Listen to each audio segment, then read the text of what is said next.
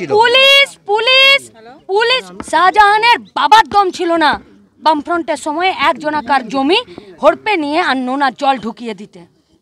যারা এইসব বলছে তারা মিথ্যাচারিতা করছে।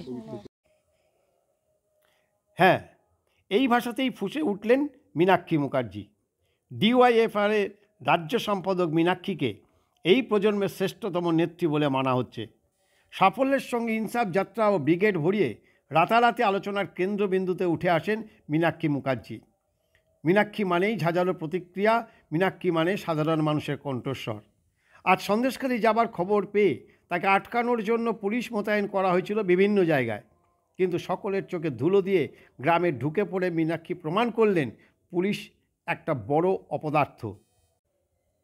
গ্রামের মানুষের কাছে পৌঁছে যাবার খবর পেয়ে পুলিশ যায় ঘটনাস্থলে। এরপর পুলিশি ঘেরাটোপে বন্দি করা হয় তাকে। ধামাখালি নিয়ে আসা হয়, সেখানে এসে বেশ কিছুক্ষণ অবস্থানে বসেন মীনাক্ষী। তারপর কলকাতা অভিমুখে রওনা হন। সিপিএমের সঙ্গে শাহজাহানের ঘনিষ্ঠতা নিয়ে সাংবাদিকদের প্রশ্নে ফুঁসে উঠলেন মীনাক্ষী। শিবু হাসদা, শাহজাহানের দোসর পার্থ ভৌমিক এবং তৃণমূলের মন্ত্রীরা।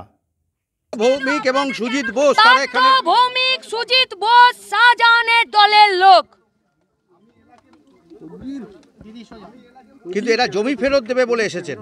পার্থ ভৌমিক সুজিত বোস এরা শাহজাহান, উত্তম, শিবু প্রসাদ হাজরা যে তৃণমূলের গ্রাম সংসদের মেম্বার, এরা তাদের দলের লোক। 12টা বছর ধরে এরা মানুষের উপরে অত্যাচার করেছে, এরা মানুষকে ভয় দেখাতে চাইছে। এরা আজকে বলে যে শাহজাহান এক সময় আপনাদের সঙ্গে ছিল। পুলিশ পুলিশ পুলিশ শাহজাহানের বাবার দম ছিল না বামফ্রন্টের সময় একজনাকার জমি হড়পে নিয়ে আর নোনা জল ঢুকিয়ে দিতে। যারা এইসব বলছে তারা মিথ্যাচারিতা করছে। শেখ শাহজাহান তৃণমূলের কাছে কল্পতরু বৃক্ষ। নিচু থেকে উঁচুতলা তার প্রসাদ পেত সকলেই। নেতা মন্ত্রী কেউ বঞ্চিত হতো না শেখ শাহজাহানের দানের খাতা থেকে। তাই তো এত কিছুর পরেও দল তার পাশে দাঁড়িয়েছে। দলের গুড বয় শাহজাহানের মতো আরও না জানি কত রাজা বাদশাহ তৃণমূলের ভাণ্ডারে আছে কে জানে। ব্যুরো রিপোর্ট, বাংলার খবর।